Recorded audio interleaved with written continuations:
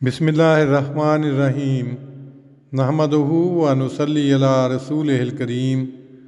صحیح البخاری کتاب الصلاۃ باب 94 السترۃ بمکہ وغیرہا، یعنی مکہ وغیرہ میں سترہ کرنا۔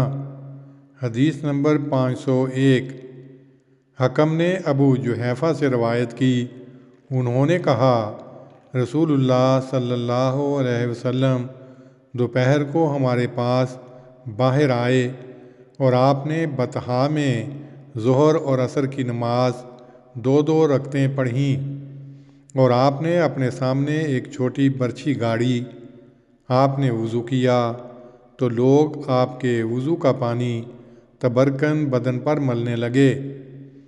تشریح: عبدالرزاق نے اپنی مسند میں ایک روایت باب لا یقطع الصلاۃ بمکہ شیء میں نقل کی ہے، جس سے یہ غلط فہمی پیدا ہوتی ہے کہ مکہ میں سترہ رکھنے کی ضرورت نہیں، کیونکہ وہاں قبلہ جو بیت اللہ ہے سامنے ہوتا ہے۔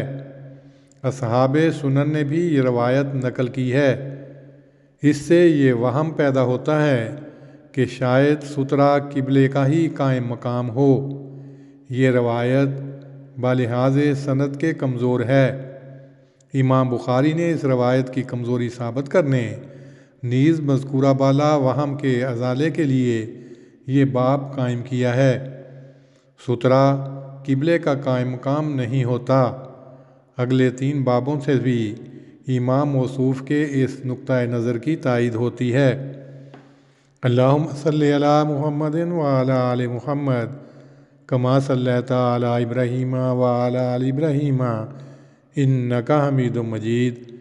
اللہم بارک علی محمد وعلی آل محمد کما بارکت علی ابراہیم وعلی آل ابراہیم انک حمید مجید۔